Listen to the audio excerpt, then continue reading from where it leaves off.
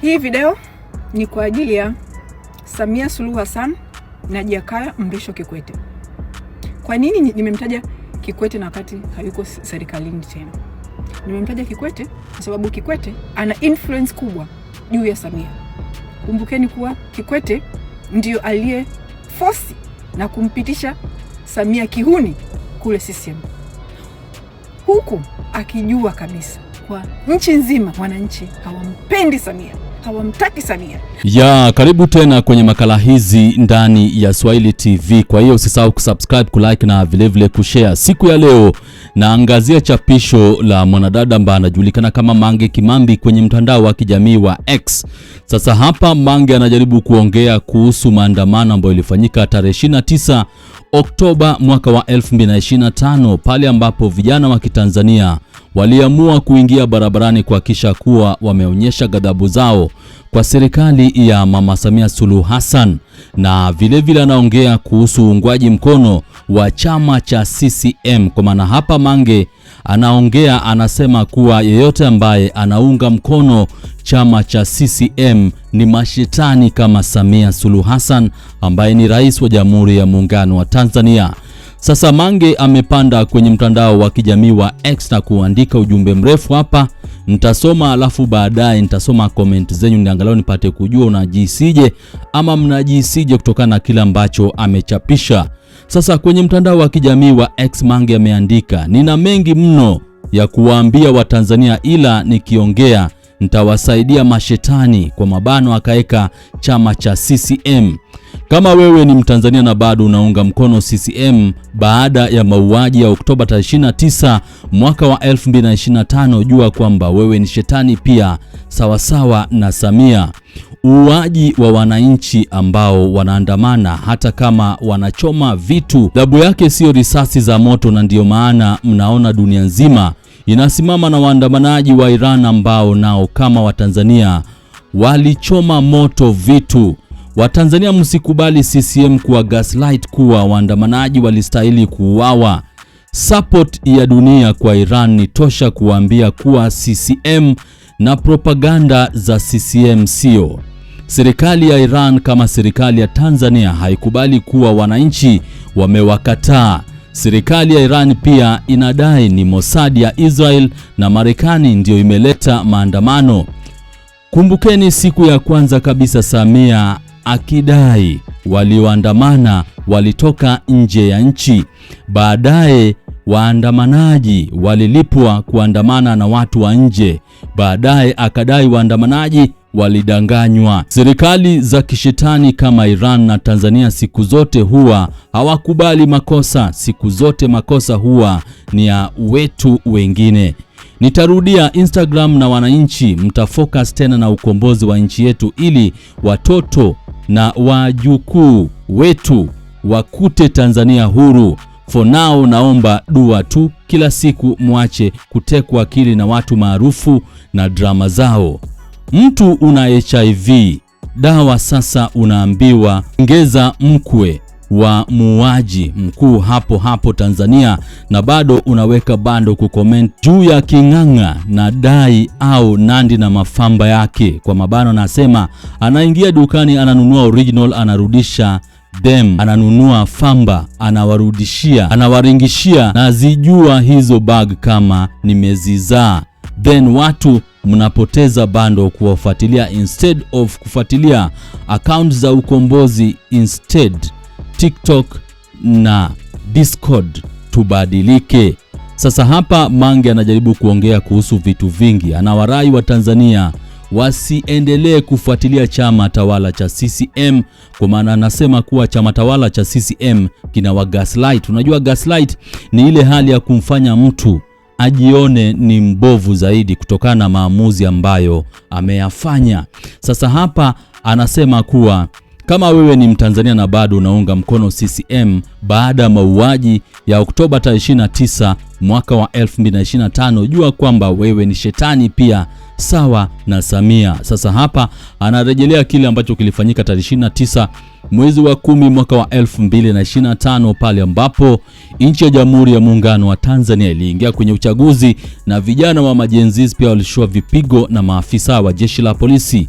Hawa ni vijana ambao walikuwa nasema kuwa no reforms no election. Walishua vipigo, walipigwa, waliuawa, waliteswa, walitekwa na maafisa wa jeshi la polisi, na hata serikali ya Mama Samia Suluhu Hassan ikatengeza mazingira kuaminika kuwa serikali yake haikuhusika na maandamano. Baadaye akaanza kusema kuwa wale ambao waliandamana walitoka nje ya nchi. Sasa watu wakaanza kuhoji, wanajiuliza, unasemaje wale ambao waliandamana walitoka nje ya nchi, ilhali wale ambao wameshushua vipigo na maafisa wa jeshi la polisi, kuuawa, kuteswa, kupotezwa ni vijana wa Kitanzania? Alafu akabadilisha gia, ndiyo akaanza kusema ya kuwa wale ambao waliandamana walilipwa kuandamana na watu wa nje. Alafu baadaye pia akadai ya kuwa wale ambao waliandamana walidanganywa, yani walifuata mkumbo. Sasa ni issue ambayo nimekuwa nikifuatilia kwa karibu zaidi, ndio angalau nipate kujua hali halisi, kwa maana kwenye hii posti Mange Kimambi anaongea kuhusu vitu vingi ambavyo vinafanyika nchi ya Jamhuri ya Muungano wa Tanzania, na amewahakikishia, nawaambia nitarudia Instagram na wananchi mtafocus tena na ukombozi wa nchi yetu, ili watoto na wajukuu wetu wakute Tanzania huru. For now naomba dua tu kila siku, muache kutekwa akili na watu maarufu na drama zao. Sasa hapa pia narejelea ile issue ya watu kutekwa akili na watu maarufu nchi ya Jamhuri ya Muungano wa Tanzania, kwa maana kuna wakati fulani huwa unaweza pata kama serikali na yumba, alafu inatumia watu maarufu kuleta ushawishi kutoka kwao kupeleka kwa wananchi. Sasa hapa nasema mtu una HIV,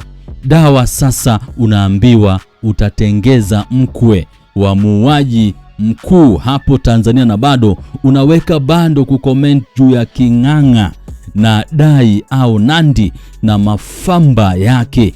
Alafu akaweka kwa mabana, anasema anaingia dukani, ananunua original, anarudisha, then ananunua famba, anawaringanishia. Nazijua hizo begi kama nimezizaa, ndio.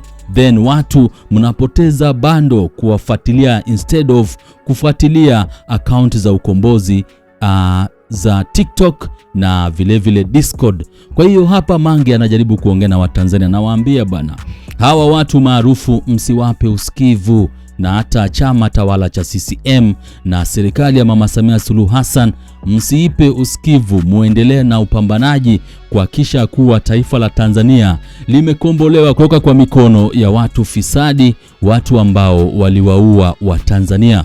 Kwa hiyo hii ni posti ambayo imetembea kwa kasi zaidi kwenye mtandao wa kijamii. Mange anawarai wa Tanzania, na waambia badilikeni, yani wabadilike, wasiwape usikivu watu maarufu nchi ya Jamhuri ya Muungano wa Tanzania na hata serikali ya Mama Samia Suluhu Hassan.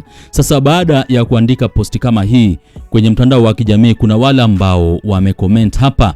Moita Motika anasema, Mange wa Tanzania hawasomagi post marefu, jitahidi kuwa specific na highlighted, na kingine wanaharakati uchwara, soko lenyu limeisha, Watanzania wana utu na wanafanya kazi, we subiri pesa za misaada. Luther King 7 anasema, yani watu tena washa move on, wanaenda zao kuburudika, hawana pressure, wanaenda kuburudika kwenye ardhi hii iliyomwaga damu za wenzetu waloporwa uhai wao kikatili sana. Dhuluma ya uhai ilifanywa bila hata chembe ya uoga. Ardhi hata haijakauka, ni mbichi kwa damu za wenzetu.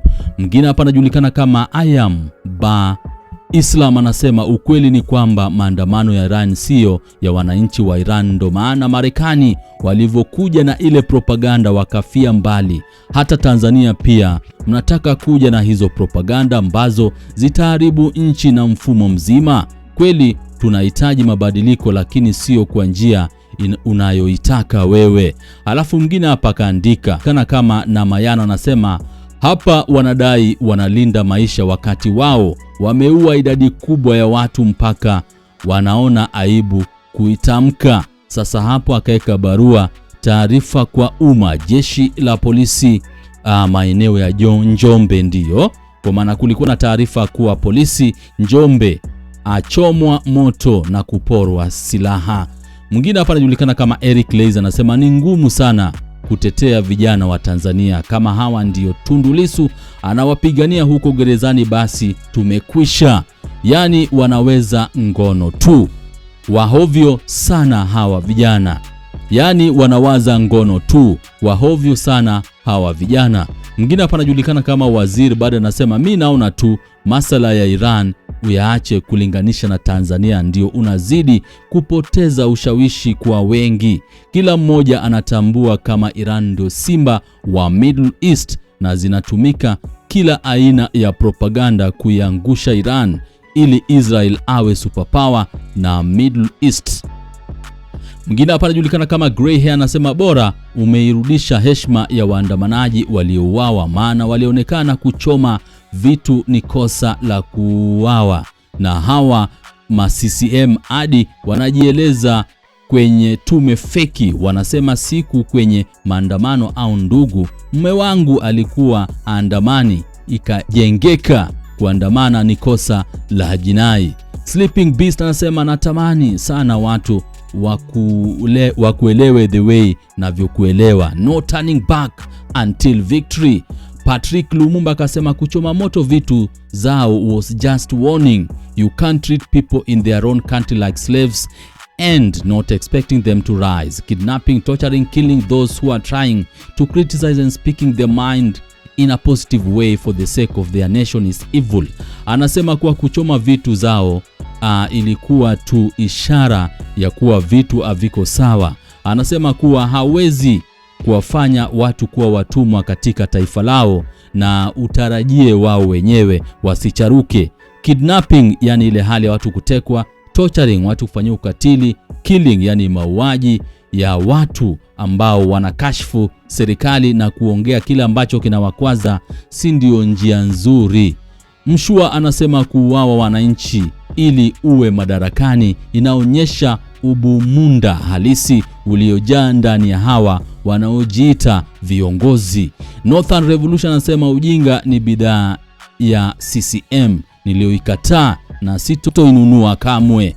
Mwingine hapa anajulikana kama Doxy KZ anasema kuwa shua kabisa Watanzania wabadilike, hali ni mbaya mno, si amani ya kuishi hata fedha zenyewe. Mwingine hapa muite Daniel Masawe anasema well said Mange. Dona akasema tuko pamoja dada yetu, rudi IG ili uonane na watu wengi. Wayne Freeman anasema hasta la Victoria Simpere. Hii sana sana ilikuwa ni kauli mbiu ya Balozi Humphrey Polepole ambaye alitekwa katika maeneo ya Ununio na hadi wa leo bado hajulikani aliko. Kweren Matizi anasema kabisa dada wa taifa. Johnson Jeremiah akasema tumekuelewa dada. Mkaruka akasema well said sis.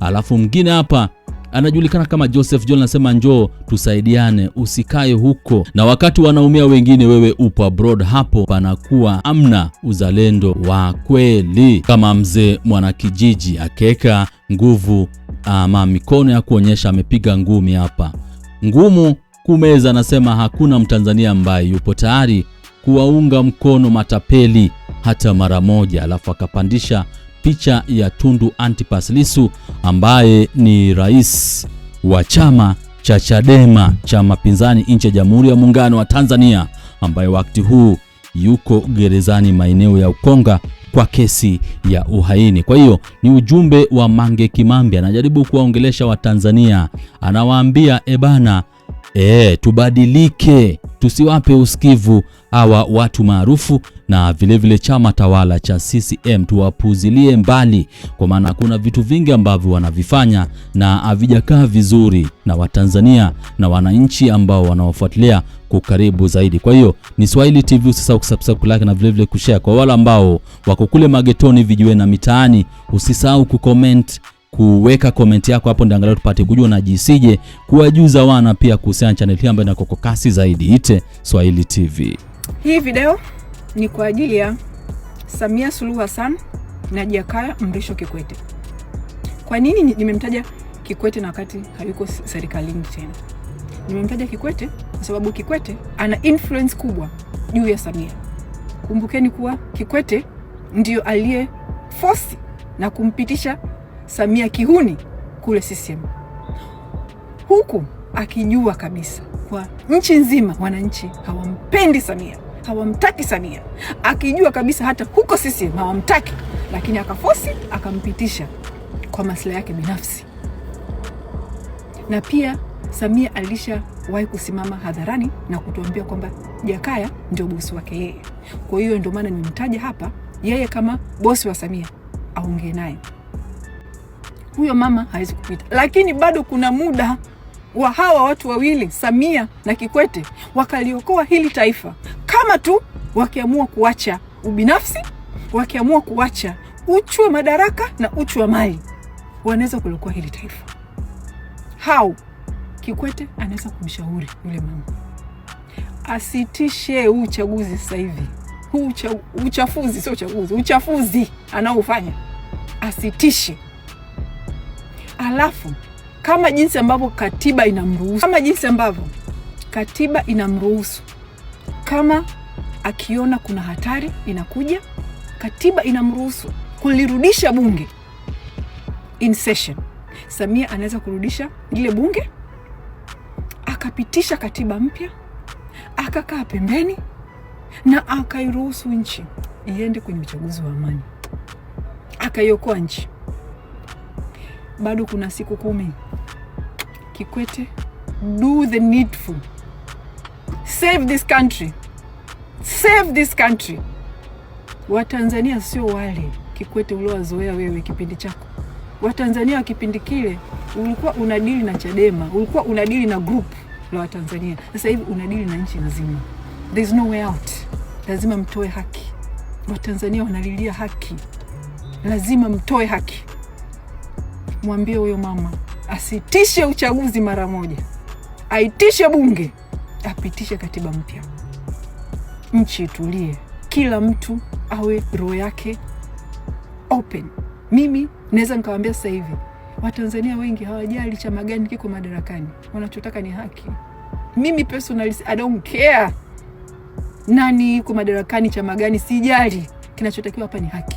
Pitisheni katiba mpya, wapeni wa Tanzania nafasi ya kuchagua rais wanayemtaka, chama wanachokitaka, wabunge wanaowataka, na nchi itapata amani ya kweli, amani ya milele. Lakini msipofanya hivyo, ndugu zangu, hii nchi inaenda kupotea. Watu wawili nyinyi ndio watu wawili mnaweza kuokoa watu milioni 60. Do the needful. Kama ni mali mnazo za kwenda kuishi kifalme mpaka mnakufa, mnataka nini tena na hii nchi? Mnataka nini tena? Tuachieni sisi, tuachieni.